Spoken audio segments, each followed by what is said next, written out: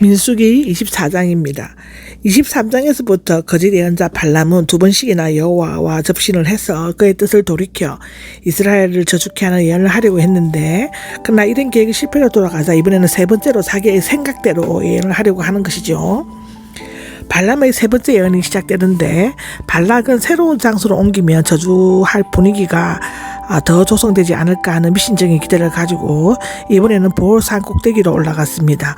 이 산은 모세가 묻힌 베드올 성읍에서 가깝고 비스가 산 북쪽에 있었으며 이스라엘 진영 근처에 있었다고 하는데, 그곳에서 그들은 다시 한번 주수르시기 필요한 7개의 제단과 희생제물을 준비하여 바쳤다고 합니다. 이제 발람은 자기가 이스라엘을 축복하는 것을 여호와께 기뻐하신다는 것을 알고 보통 쓰던 점수를 쓰지 않고 강야 쪽으로 얼굴을 돌려 이스라엘이 지파별로 천막을 친 것을 보았는데요. 그러자 하나님의 영이 직접 임하셔서 발람으로 하여금 예언을 선포하게 하셨습니다.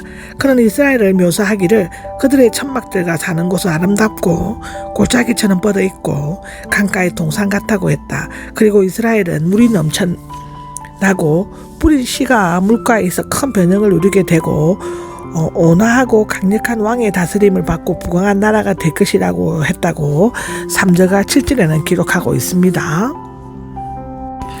그리고 들소의 뿔과 같으신 하나님께서 그들을 이집트에서 끌어내셨고 이스라엘은 감히 누구도 대항할 수 없는 암사자와 같다고 했습니다.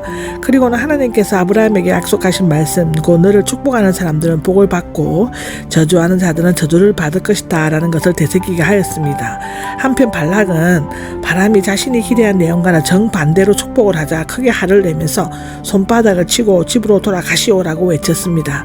이에 발람은 자신의 입장을 변명하기에 급급하였는데, 즉 발람은 마치 자신이 지금껏 발락의 요청을 따르지 않고 이스라엘 축복을 예언한 것은 그 자신 스스로가 원해서 하나님의 뜻을 따라 행한 것처럼 말했지만 실제로는 교활한 위선적인 변명에 지나지 않았죠. 다음은 네 번째 예언인데요. 15절에서 19절까지가 그렇습니다. 발락은 바람이 이스라엘을 저주하지 않고 오히려 이스라엘의 축복된 미래와 아름다운 위용에 대해서 예언하는 것을 보고 아무 보수도 주지 않는 채 집으로 돌아가라고 했습니다. 그는 돌아가겠다고는 말하고는 이스라엘 백성이 뒷날에 왕의 백성에게 어떻게 할 것인지를 예언하겠다고 말했는데, 그리고는 먼저 바람 자신을 눈을 뜬 사람, 하나님의 말을 듣고 지극히 높으신 지식을 깨달은 자, 전능자의 계시를 보고 쓰러졌지만 눈을 뜬 사람으로 소개하였습니다. 여기에서 사용된 하나님에 대한 호칭은 당시 고대 근동에서 널리 알려진 것이었지만 바람은 오직 여호와만을 가리키고 있습니다. 발람의 예언 중 최고의 예언은 야고베스에서 별 하나가 솟아 나오며 이스라엘에게서 한 통치 지휘봉이 일어설 것이다 했는데, 이것은 영광스럽고 위대한 왕의 출현을 나타내고 있는데요. 직접적으로 모압과 에돔에 정복한 다윗을 가리킨다고 합니다. 그러나 이것은 장차 어둠의 세력을 물리치시고 구원의 참빛으로 오실 이스라엘의 참된 메시아이신 예수 그리스도의 출현을 예언한 것이라고 말할 수 있는데요. 예수님께서 나서실 때 큰 별이 솟아나 마국간 위에 머물고 예수님께서 자신을 광명한 새벽별이라고 말씀하셨습니다. 예수 그리스도는 야곱에게서 나온 별이시며 다윗의 후손인 그의 손에 영원한 나라를 지배할 지팡이가 있었다는 것이고, 오직 예수 그리스도 한 분만이 인류의 참된 통치자와 주관자이시다는 것입니다.